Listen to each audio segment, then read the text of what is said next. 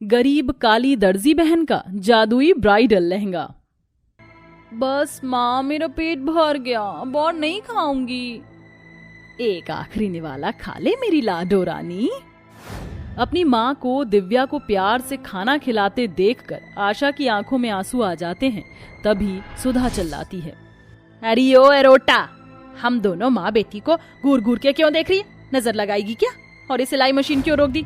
चल जल्दी जल्दी हाथ चला, आज तुझे एक रोटी भी नहीं दूंगी। आखिर क्यों माँ होकर सुधा अपनी बेटी पर इस तरह से जुल्म ढा रही है? असल में सुधा आशा की सौतेली माँ है। मोहन और ममता बहुत खुश थे, मगर आशा को जन्म देते वक्त ममता की मौत के बाद मोहन ने ममता की छोटी बहन सुधा से शादी की, मगर आशा के काले रंग के चलते सुधा ने उसे कभी नहीं अपनाया। कुछ दिन बाद उसकी अपनी बेटी दिव्या हुई, जो कि बहुत गोरी और सुंदर थी। देखो जी, मेरी बेटी कितनी गोरी और सुंदर है, हमें इसकी शादी में दहेज नहीं देना पड़ेगा। तभी 6 साल की आशा कहती है, मुझे भी मेरी बहन को गोद में दो ना, मैं भी इसे खिलाना चाहती हूँ। तभी सुधा आशा को धक्का देके कहती है, चल भाग यहाँ से, काली कलूटी बैंगन लूटी, खबरदार जो मेरी बेटी को हाथ लगाया तो तेरा हाथ तोड़ दूंगी। माँ ने मुझे मारा। चुप हो जा मेरी बच्ची। अपनी जिस बेटी के लिए मोहन ने सुधा से दूसरी शादी की, उसके साथ ऐसा फर्क देखकर वह जी ना पाया और अपने गलत फैसले का बोझ लिए इस दुनिया से चला गया। आशा अपनी सौतेली माँ और गोरी बहन के अत्याचार सहकर और गालियां खाकर बड़ी हो गई और सरकारी सिलाई सेंटर में उसने सिलाई सीख ली, जिसके बाद से सुधा ने घर का खर्चा चलाने की जिम्मेदारी अपनी काली दर्जी बेटी पर डाल दी। इतने में रोमा आती है। आशा, मेरा शरारा सूट सिल गया क्या? जी हाँ रोमा जी, मैंने आपका शरारा सूट सिलकर तैयार कर दिया है, फिर भी एक बार आप फिटिंग देख लीजिए। आशा, तुम्हारे सिले कपड़े पर तो मुझे आंख बंद करके भरोसा है। तुम्हारे हाथों में सिलाई का गजब का हुनर है, एकदम पक्की सिलाई, परफेक्ट फिनिशिंग। मैं तो कहती हूँ तुम ये दर्जी का काम छोड़कर टेलर की दुकान क्यों नहीं खोल लेती? ये सुनकर सुधा चिढ़कर मन में कहती है, ये कमीनी रोमा तो हम माँ बेटी के पेट पर लात मारने पर तुली है। मेरी इस काली कलूटी बैंगन लूटी दर्जी बेटी के कमाई पर ही तो हम मुफ्त की रोटियां तोड़ रहे हैं। खैर ये लो 5000 रुपए, अगला पिछला हिसाब पूरा हुआ। जी शुक्रिया रोमा जी। रोमा के जाते ही सुधा अपनी गरीब दर्जी बेटी के हाथों से पैसे छीन लेती है। ला दे कल्लो, बस ऐसे ही अपना ये 2 कौड़ी का दर्जी का धंधा चलाती रहे, बाकी तुझसे पैसे छीनना मेरा काम है। माँ, ये कड़क कड़क नोट देखकर मेरा तो शॉपिंग करने का मन कर रहा है। मेरी सारी क्रीम और मेकअप खत्म हो गया है। चलो आज अपनी कल्लो दर्जी बहन की कमाई के पैसे में खर्च करूंगी। माँ दिव्या, ये मेरे पैसे हैं, आप दोनों हर बार मुझसे मेरे पैसे छीन लेती हो। माँ, मेरे सारे के सारे सूट एकदम फट गए हैं, अब पहनने को कुछ भी नहीं बचा है। थोड़े पैसे मुझे भी दे दो ताकि मैं थान का कपड़ा लेकर ही सूट सिल लूं। क्यों री मेरी काली बहन, नया सूट पहनकर क्या तू हूर की परी बन जाएगी? दिव्या माँ, जिंदगी भर आप दोनों को कमा कर खिलाने के लिए मैं मायके में ही तो नहीं बैठी रहूंगी। आप दोनों खुद तो कुछ करती नहीं है। इस पर दोनों माँ बेटी बेचारी उस गरीब दर्जी पर अत्याचार करने लगती हैं। माँ दिव्या, मेरे बाल छोड़ दो। क्यों री कल मुंही करम जली, इस 2 कौड़ी की दर्जी के काम से 2 पैसे क्या कमाने लगी है? तेरी बड़ी जुबान निकलने लगी है। माफ कर दो माँ, गलती हो गई, छोड़ दो। सुधा उस बेचारी के बाल झटक देती है। आइंदा अगर जुबान लड़ाई ना, इसी सिलाई मशीन से तेरा मुंह सिल दूंगी। अपनी सौतेली माँ और बहन के अत्याचार सहकर गरीब दर्जी आशा की जिंदगी बीतती है। थोड़े दिन बाद दोनों की शादी लग जाती है, जहाँ दिव्या का गोरा रंग देखकर उसकी शादी एक अच्छे पैसे वाले घर में लगती है, वहीं आशा का गरीब घर में, जिसके बाद सुधा अपने चुरा कर रखे हुए पैसे अपनी गोरी बेटी की शादी में लगाती है और उसे शादी के लिए बहुत ही महंगा लहंगा खरीद कर देती है, जिसे देखकर दिव्या आशा को चिढ़ाती है। देख देख मेरी काली बहन, मेरा ब्राइडल लहंगा कितना सुंदर है, इसे पहनकर मैं शादी में बहुत सुंदर लगूंगी, जस्ट लुकिंग लाइक अ वाव। माँ, तुमने मेरी शादी के लिए लहंगा नहीं खरीदा? हाँ, अरे ओ एरोटा, तूने अपनी शक्ल देखी है? जा जाकर सड़क पर भीख मांगकर खरीद ले लहंगा। अब शादी की तैयारी शुरू हो जाती है। सुधा बड़ी ही खुशी से अपनी गोरी बेटी को हल्दी मेहंदी लगाती है। आज तो मैं अपनी गोरी बेटी को रज रज के हल्दी लगाऊंगी ताकि उसका रंग एकदम निखर जाए, जिसे देखकर मेरी ये गरीब काली दर्जी बेटी जलकर खाक हो जाए। आशा रोते हुए अपनी माँ के बक्से से उसकी तस्वीर निकालकर रोती है। कल आपकी गरीब दर्जी बेटी की शादी होने जा रही है माँ, मगर मेरे पास एक ब्राइडल लहंगा भी नहीं। तभी उसे बक्से में अपनी माँ की शादी की साड़ी रखी दिखती है। शायद ये माँ की शादी की साड़ी है, मैं इसी से लहंगा बनाऊंगी, मेरी भी शादी जोड़े में होगी। बेचारी वह गरीब दर्जी बहन रोते हुए अपने आंसू पोंछकर रात भर लगाकर ब्राइडल लहंगा सीती है। जैसे ही ब्राइडल लहंगा सिलकर तैयार होता है वह चमक से भर जाता है। इस साड़ी का रंग तो कितना फीका पुराना था, मगर ब्राइडल लहंगा सिलने के बाद बहुत सुंदर लग रहा है। आशा वह ब्राइडल लहंगा पहनकर खुद को शीशे में देखती है। यह जोड़ा कितना सुंदर लग रहा है, काश कि इस ब्राइडल लहंगे के साथ मेरे पास शादी के जेवर होते। इतना कहते ही वह ब्राइडल लहंगा चमकने लगता है और उसके अंदर से बहुत सारे गहने निकलते हैं। ये क्या जादू है, इस ब्राइडल लहंगे से जेवर कैसे निकले? ये सोचकर आशा अपने ब्राइडल लहंगे के जादू को फिर से आजमाती है। ऐ मेरे जादुई ब्राइडल लहंगे, मुझे मेकअप चाहिए। एक बार फिर से जादुई ब्राइडल लहंगा चमकने लगता है और उससे मेकअप निकलता है। तभी लहंगे में से आवाज आती है, आशा डरो नहीं, दरअसल मैं एक जादुई साड़ी था। तुमने मुझे लहंगा सीकर मेरी अहमियत बढ़ाई है, इसलिए आज से मेरा जादू तुम्हारा। तुम जो भी मांगोगी मैं तुम्हें दूंगा। तुम्हारा बहुत बहुत शुक्रिया जादुई ब्राइडल लहंगे। आशा अपने जादुई ब्राइडल लहंगे को बक्से में रख देती है, मगर अगले दिन दिव्या उसके कमरे में आती है। तभी बक्से में से जादुई ब्राइडल लहंगे के चमकने के कारण गलती से वह ब्राइडल लहंगा उसकी गोरी बहन के हाथ पड़ जाता है। इस कल्लो के पास इतना सुंदर ब्राइडल लहंगा कहाँ से आया? अब तो इसे मैं पहनूंगी और इस जल कोकड़ी को खूब जलाऊंगी। दिव्या उस जादुई ब्राइडल लहंगे को पहनकर खुद को शीशे में देखकर घमंड से कहती है, इस ब्राइडल लहंगे में मैं दुनिया की सबसे खूबसूरत दुल्हन लग रही हूँ, और कहाँ वो कोयला खदान। तभी अचानक से दिव्या काली हो जाती है और खुद को देखकर चिल्ला पड़ती है, मेरा चेहरा। तभी आशा और सुधा वहां आते हैं। अरे क्या हुआ दिव्या? राम है, अरे गटर में गिरकर आ रही है, इतनी काली कैसे हो गई तू? दिव्या, तुमने मेरा ब्राइडल लहंगा पहना? दिव्या सारी बात बताती है। समझ गई तुम, जल्दी से ये लहंगा उतार कर मुझे दो। थोड़ी देर में आशा वह लहंगा पहनकर सज कर आती है। आशा जल्दी से कुछ करो, आज मेरी शादी है, इस काले रंग के चलते कहीं मेरी शादी न टूट जाए। ऐ मेरे जादुई ब्राइडल लहंगे, मेरी बहन को गोरा कर दो। तभी जादुई ब्राइडल लहंगे से दिव्या पहले की तरह हो जाती है। वहीं आशा का काला रंग भी गोरा हो जाता है, वो बहुत सुंदर हो जाती है। आशा तुम एक बहुत अच्छी इंसान हो, इसलिए मैं ये सुंदरता तुम्हें देता हूँ। आशा बेटी मुझे माफ कर दे, हम दोनों माँ बेटी ने तेरे साथ कितना गलत किया, मगर आज तूने अपनी बहन की शादी टूटने से बचा ली। आशा दीदी मुझे भी माफ कर दो, मैं हमेशा अपने गोरे रंग का घमंड करती रही, मगर आज पल भर के लिए मेरा रंग काला क्या हुआ, मैंने अपना आत्मविश्वास ही खो दिया।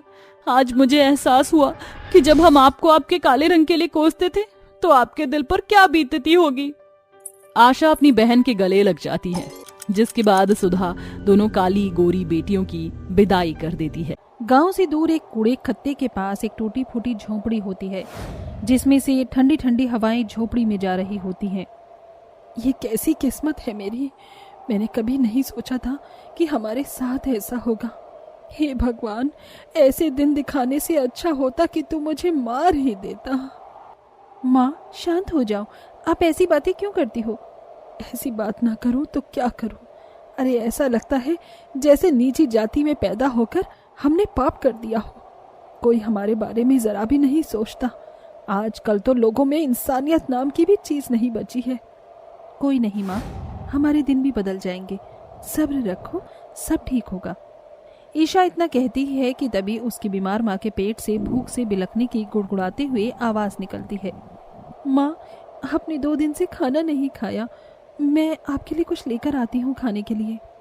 अरे बेटी, कहाँ जाएगी तू?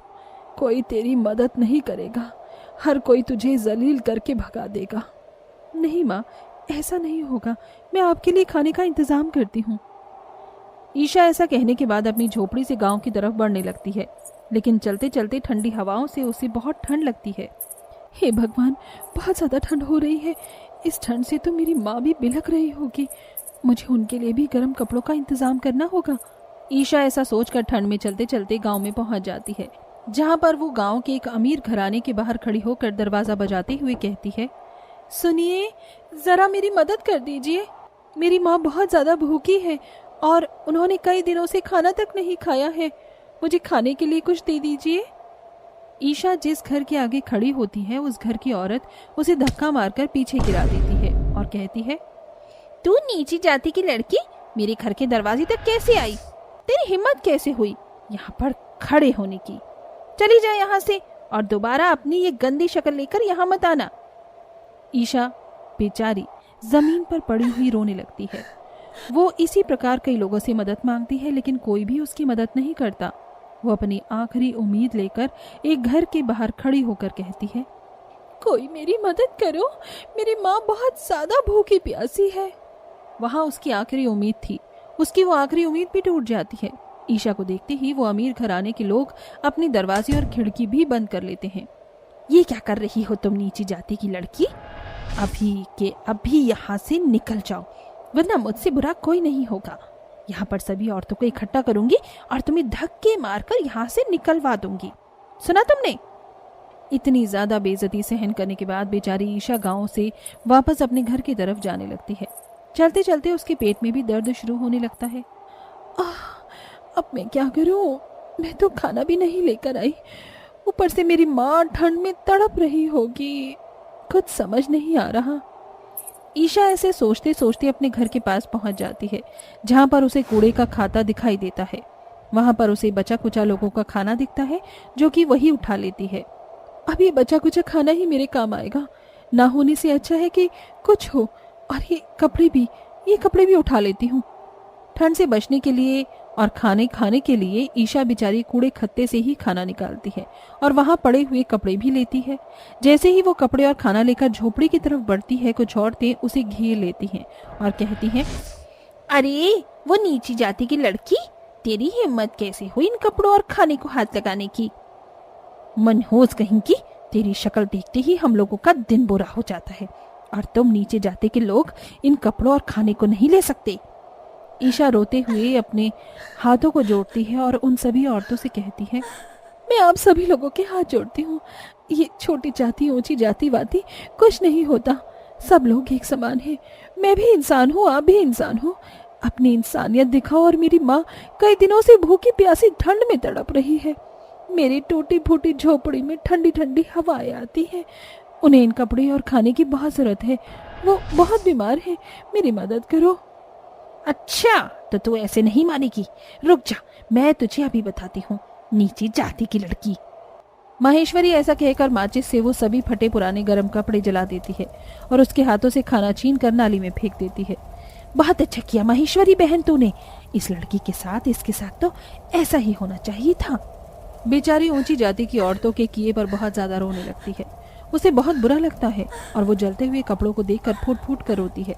जिसके बाद वो झोपड़ी में अपनी माँ के पास पहुंचती है। ये लोग कितने निर्दयी हैं, इन्हें हम जैसे गरीबों पर जरा भी तरस नहीं आता। माँ, हम लोग नीची जाति के क्यों हैं? नीची जाति में होना कोई पाप तो नहीं है।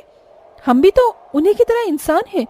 फिर हमारे और उनके अंदर इतना भेदभाव क्यों होता है? माँ, ईशा ऐसा कहकर जैसे ही अपनी माँ को हिलाती है, उसकी माँ अपने हाथ पैर छोड़ चुकी थी, जिसके चलते वो समझ जाती है कि उसकी माँ अब इस दुनिया में नहीं रही।